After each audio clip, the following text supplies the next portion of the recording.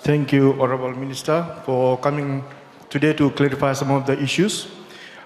Just one clarification, like before this job evaluation was done, those who are sitting at 5E would love to apply and go and to be promoted on 4B. Now, after this job evaluation, and people are, those who are confirmed on 4B would love to go back to 5E because of the salary.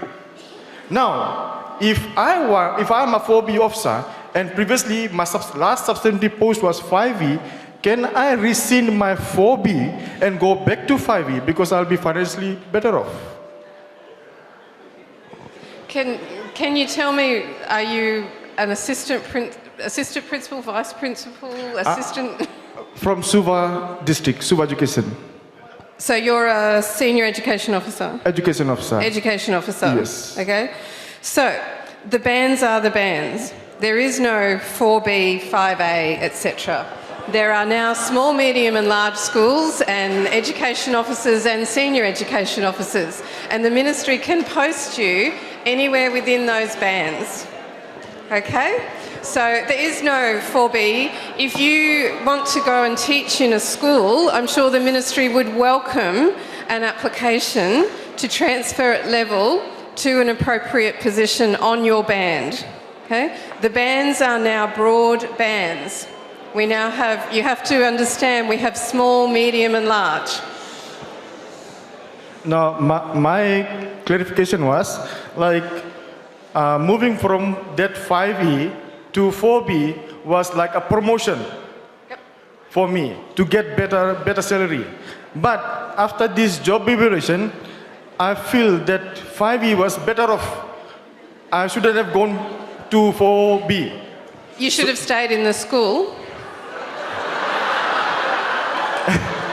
Sorry, sir. But after this job evaluation, then I realized, then I would have better to stay at 5E and be a head teacher of small school rather than managing a district. Exactly. Exactly. That's precisely the point. What was your training in? What did you train? Did you get qualification as a teacher? I did masters in HR from Korea. But did you teach before that? Yes, I was a secondary school teacher. How did you become a secondary school teacher? What was your qualification to become a secondary school teacher? Bachelor's in education. Exactly. Yes. So, your core job was as an educationist. Your core job was an educationist. You started off as a teacher. And this is precisely the point that I made in the beginning. That people, in order to get a pay rise, used to leave their core business and go into other areas just so they could get a pay rise. Right? That's agreed. What we are saying is that if your profession and your passion is teaching, we want you to stay in the teaching system, but we're giving you bigger bands and broader bands for you to get the pay rise. So you don't leave your core business, your core passion, and go and do something else that you may not necessarily be very good at, just so you can get a pay rise. I'm not saying you are not good at the job, but in the example that I gave, we had people moving from, say, they specialize in the Ministry of Economy, or they were sent overseas. We've seen so many people, right, who've been like, working in industry and trade. They went to overseas, they sent them all the training, they learned about WTO, but because the old system did not give them the opportunity to get a pay rise, because of positions, we all beholden to position titles, they went and suddenly started working for agriculture. They knew nothing about agriculture. But they only moved there because they could get a pay rise. So all those years of knowledge base that they have gained has gone to waste. All that money we spent in training them about trade has gone to waste. So we have people, for example, you go to Australia and New Zealand, people who have become, they trained as teachers, they were teachers, they still are teachers 30 years down the track because the system is attractive enough for them to carry on with their passion but also get a pay rise as they go along the way. So that's the point. So what you're talking about is actually the titles where positions were given. But financially you are not worse off. Financially you're not worse off. Maybe position, title you're worse off. But financially you're not worse off. So nobody is actually financially worse off.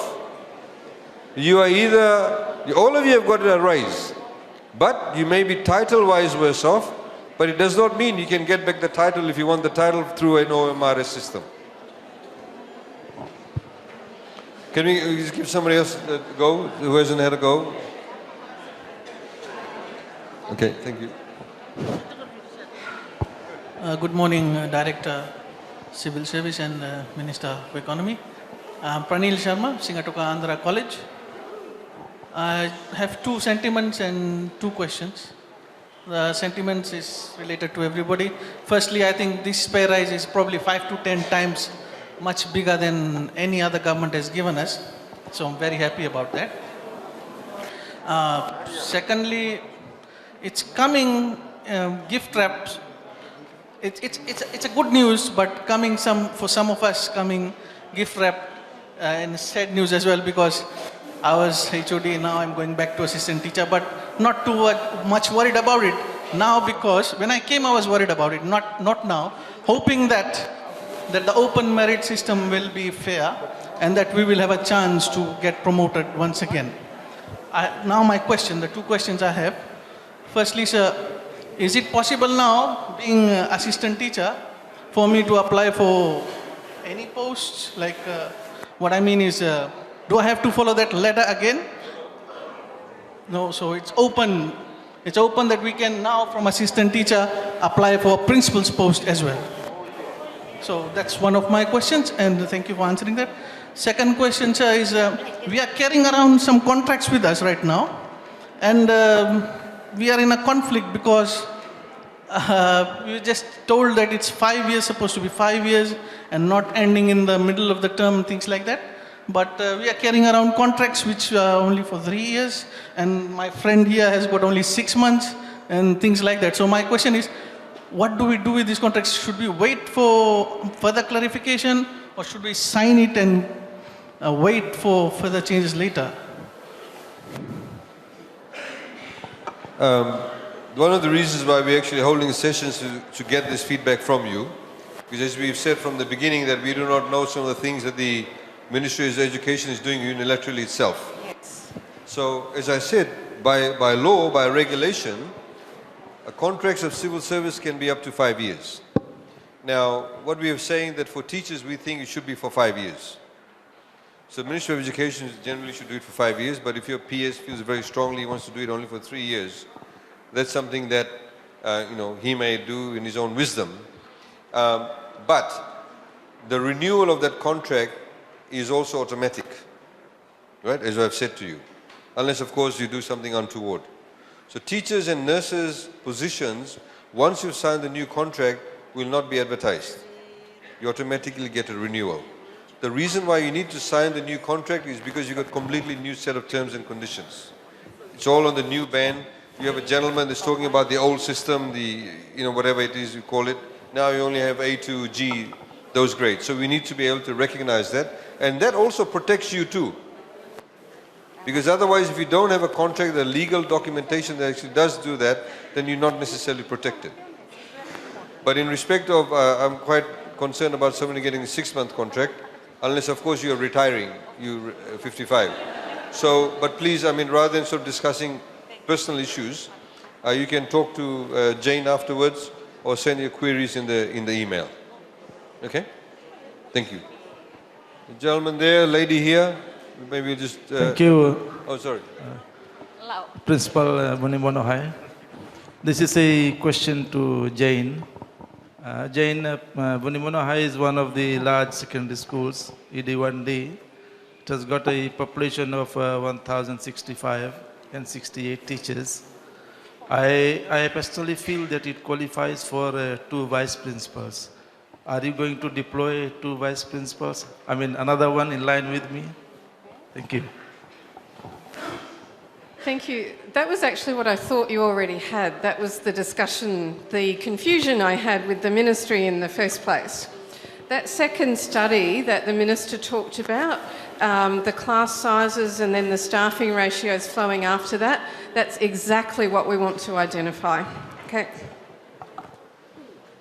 So, to highlight again, the point is that it has not been, or the entire review has not been completed.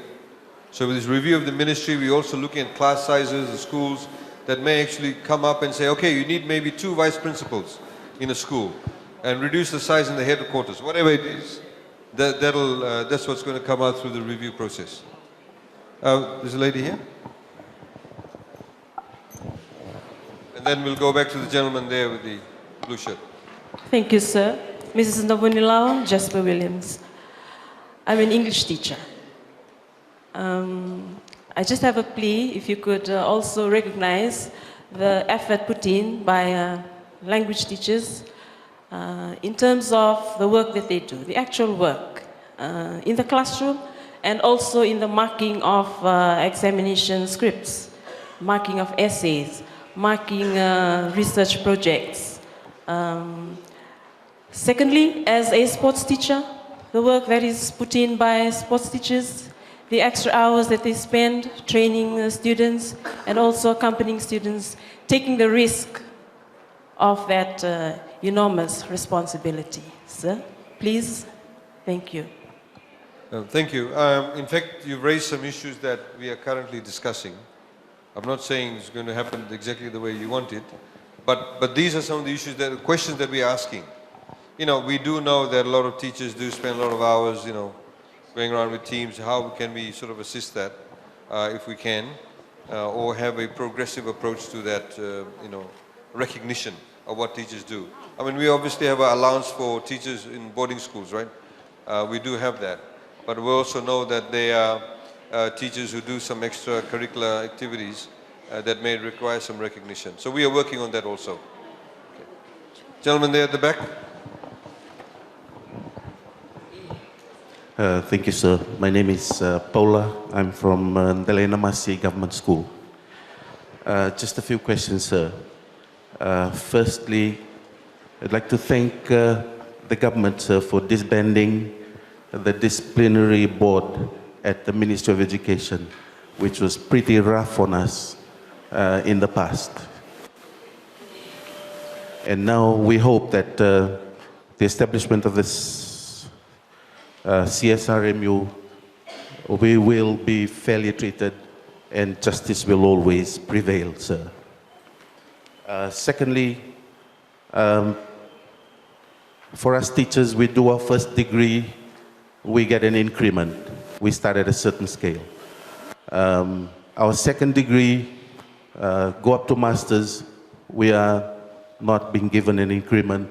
We remain at our scale. I need clarification, sir, if that can be considered for teachers who go up to the second degree level. Would they be given another increment or probably go up another step after they've upgraded their professional qualifications, sir? My next question is, at the moment in the Ministry of Education, we have roving head teachers positions and roving principals positions as well. When we inquired, sir, the position has no P2P, person to post. And probably, I'm not really sure, sir, if that could be confirmed as a substantive position in the ministry, or if you think that should not be done, then these roving positions, people holding that position should be sent back to schools to run their schools. And my last question, sir, is when my contract expires, the post is advertised, I'm not given the position, somebody else takes up the position, where will I go to? Those are my questions, sir. Okay. Well, I'll take the first question, the last question first. When your contract expires, like if you're given this new contract, you just simply continue. Contract expires, you're given another contract. So you don't actually have to, the job does not get advertised. As Jane said, at the moment the advertisement is for positions, what are the positions, Jay, currently, if, yeah, the first lot of the ones at the top, they are the only ones. But if you, for example, sign this new contract, when this new contract expires, you simply continue with the job. Unless, of course, in between you apply for another position, a senior position, then you apply for that position. If you don't get it, you still stay in the job. So it's like me, I'm currently in one position, but I want to apply for a higher position. So I apply for that. If I don't get it, I still hold this position. But your contract will automatically get renewed at the end of the 3 or the 5 years. Somebody else is given a post. Me, where will I go? No, but what I'm saying, the teachers don't actually have an issue. We have, for example, in like Ministry of Economy, you have a senior planning officer or deputy secretary or something. When his or her term expires at 3 or 5 years, if they advertise the job, they don't get it, they don't have a job. With teachers, you don't have this situation. When you finish this new contract, the end of the 3 or 5 years after this new contract is signed, you simply get a renewal of that contract. That's what he's saying. Going forward, you get a renewal of the contract. Okay? Okay. Now, the other issue was about the qualification. As Jane clarified, and Jane, just come in and help me out with this, and correct me if I'm wrong. At the moment, as we've said, like primary school teachers, the lady over here asked, the requirement by the Ministry of Education is you don't actually have the degree, you have a diploma for primary school teacher. Now, just because you've gone out and got another degree or a master's and still a primary school teacher, that's not a requirement for your job. You'll be assessed on the requirement for the job itself. I mean, there are some people I know who hold a master's, but they're actually not very good. So just because I have a master's, it doesn't mean that I'm better than somebody who may not have a master's, because that person without a master's actually may be a very good teacher, and just because I've gone and done a master's doesn't make me a better teacher. Exactly, sir. Yeah. But what we've been observing in this ministry Yeah. in the past few years, people who have a master's degree are quickly promoted. They go up 3 steps, they jump over the other officers, and they get this position. While there are senior officers there who are performing well, but then just because of their master's degree, they're being given this post. Well, that's incorrect. That's what we're trying to fix up the OMRS. Thank you so The much, sir. OMRS then gives you that point of contact, that binding to say, this is the requirement. And then everybody gets assessed on an open merit system. And sorry, there was another issue you had raised? Yes, the roving head teacher's position and the roving principal's position being created by the Ministry of Education, sir. It has no person to post, like in the past, but what will they become after this job evaluation exercise, sir? They have to apply like everybody else. If they don't get it, they don't get it. If they are rovers, what do they do? Like, because I don't know much about these rovers, but for example, if I'm in a school now acting, then if I'm a roving principal, if I go to the other, sorry? You guide them.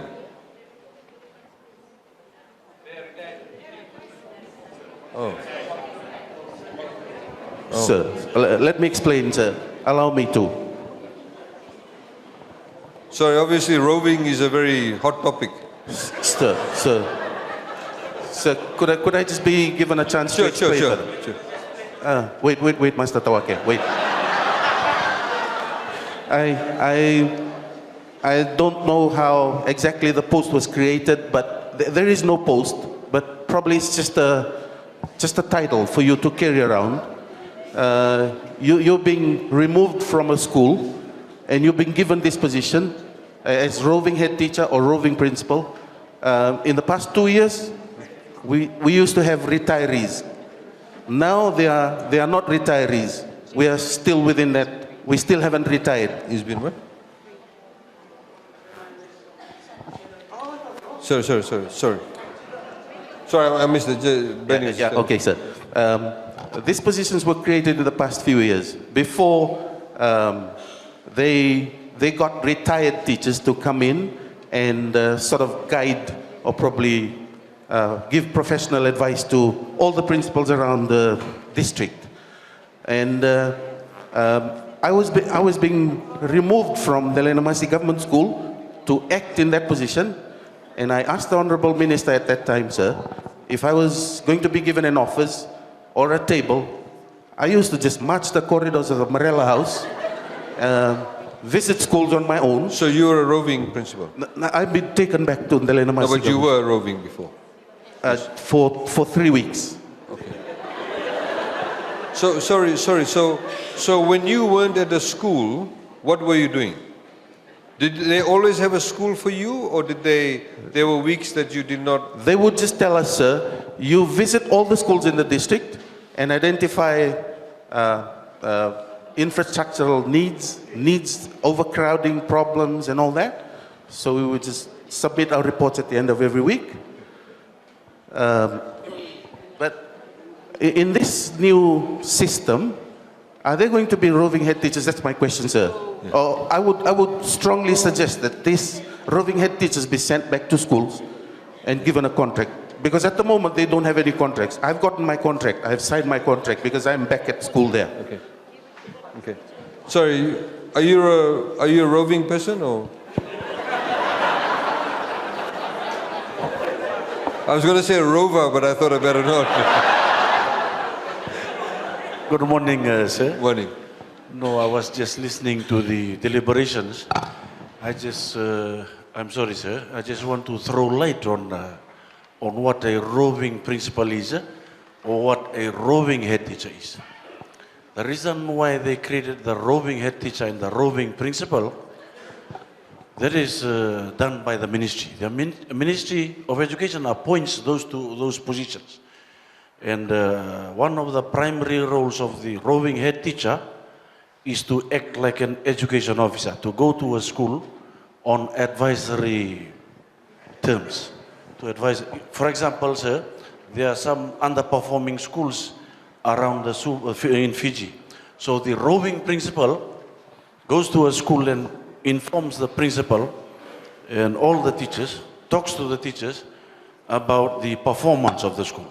And the role of the roving principal is to inform the teachers that they need to work hard. They need to do extra classes, Saturday classes. The roving principal then reports back to the headquarters.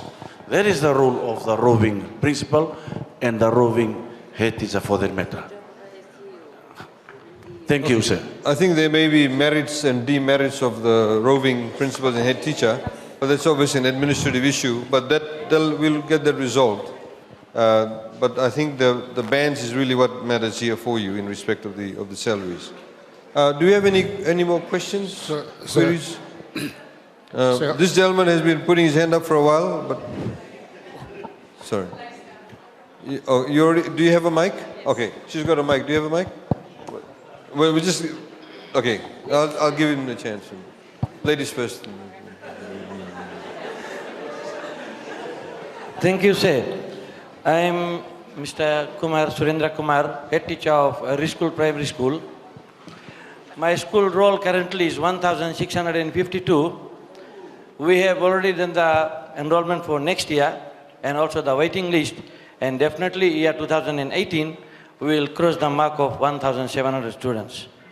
Now my question is, in which band my school falls into?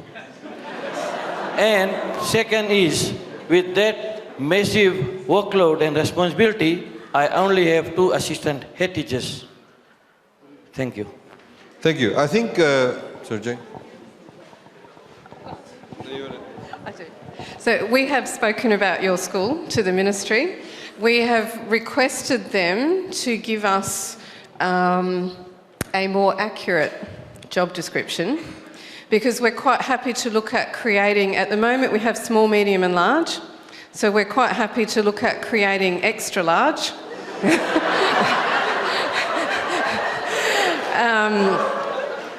And to see how it evaluates. Okay, so what we need to do is evaluate how those factors come out with that extra enrolment and those extra teachers.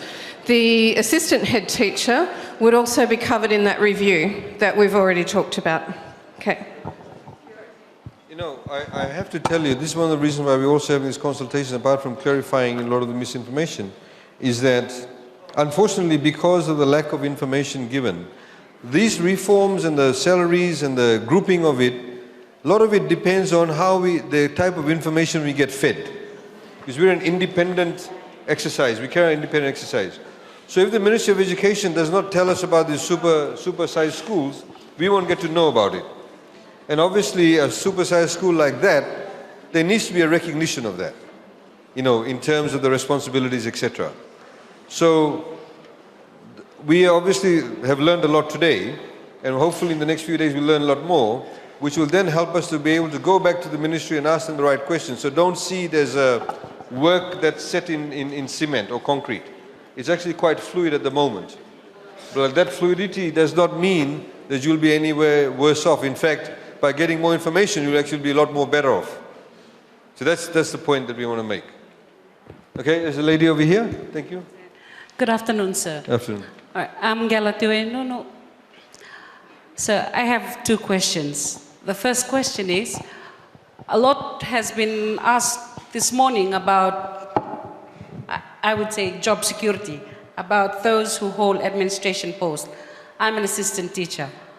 I'm simply asking the remuneration process if you have something set aside for teachers who are involved in extracurricular activities. And number two is if there is an allocation set for teachers who eventually achieve the 100% pass that the ministry has been asking. While we acknowledge some administrators who acknowledge the effort of the teachers, who put in the extra effort coming in for the extracurricular activities. There are a few administrators who do that, and we thank them. But our question, as assistant teachers, is there within the new PMS system we have, do they get recognized for the achievement done academically? And do the teachers also get something for the extracurricular activities? I'm not speaking from an administration point of view. I'm talking about the assistant teachers who take the students out to the field and in other activities that is sanctioned by the ministry. Thank you, sir. Under the PMS, we cannot simply depend on just 100% pass thing. There are other issues.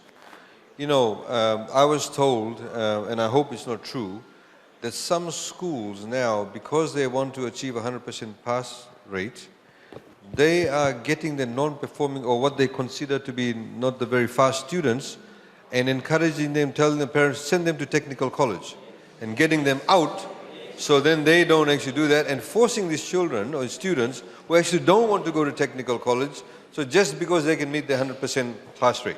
That's not right. So if we suddenly set your criteria at the PMS based only on that, then we'll see a whole sort of kind of social change within the schools. So that should not be the only criteria. I mean, sometimes, you've probably seen many movies about this where you have some teachers who are very good with their students. They may be able to get a student who is getting 30, 40% to actually get over 50 or 60%. Now that in itself should be recognized. Or teachers who may be actually performing or, you know, serving in schools that is not very well resourced. There are teachers who are performing in schools or teaching in schools, they don't have electricity. In maritime schools, the hardship that they face. That needs to be also recognized. So the PMS is not just that one thing. So we're developing that with the World Bank. They've, you know, they worked in very different parts of the world where they worked in war-torn countries and desert countries, you know, whatever, low-income countries. So we can bring together as to what would be a good system of managing the criteria. The trick about that is that it's not just the criteria itself, but who will carry out the assessment. And when that assessment is carried out, it must be carried out in a transparent manner. Not just because, you know, you serve morning tea well to the SOE. You know what I mean? So it must be in a transparent manner. Like, for example, I mean, it's not as onerous as teachers, but in the Solicitor General's office, when they do assess the individual lawyers now, the assessment is done by people who are the subordinates, done by people who they report to, and obviously it's done by the head too. So if I'm a head teacher, there should be some feedback from the teachers who you are a head teacher over to say what kind of head teacher you are.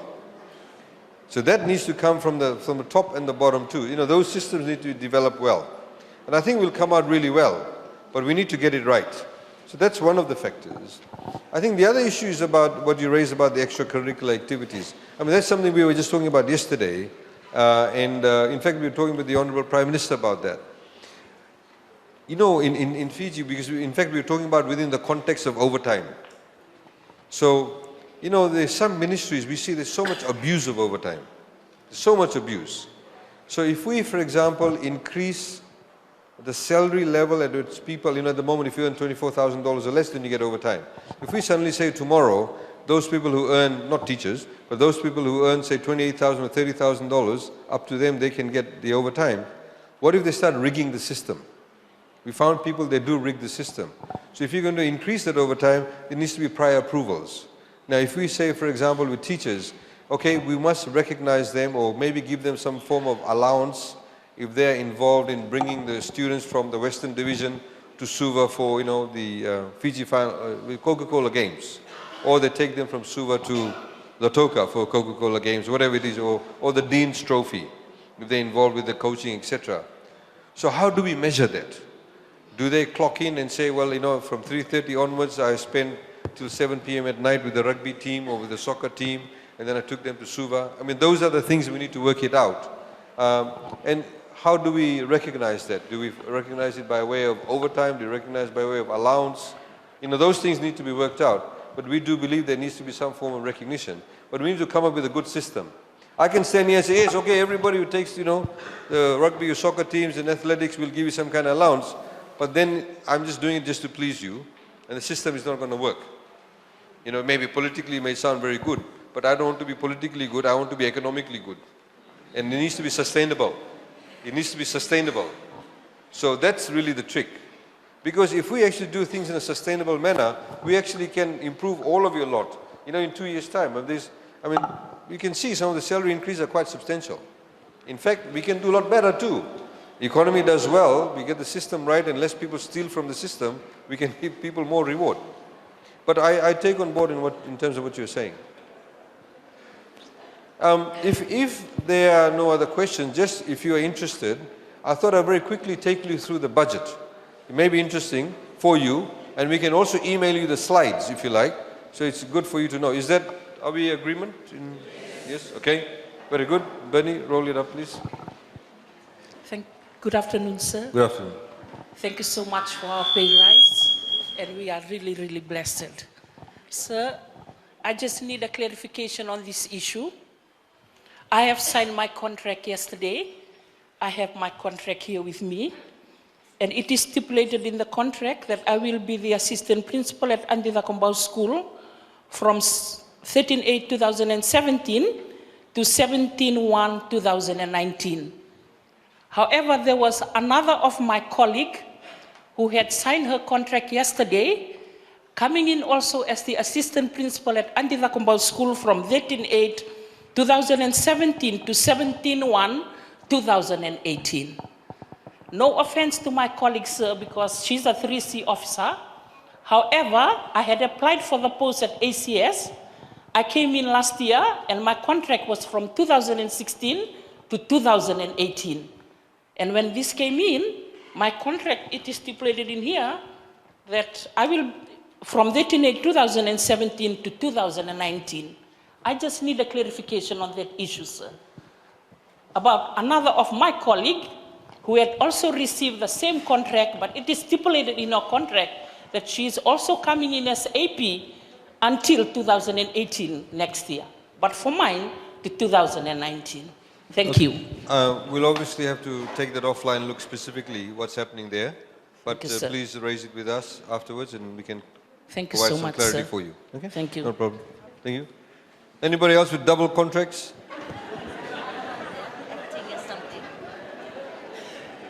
Oh, you have a question there at the back? Please. Please bring the mic there.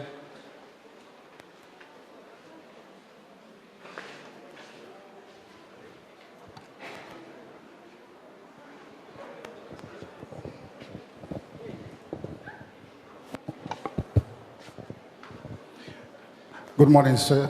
Morning, morning.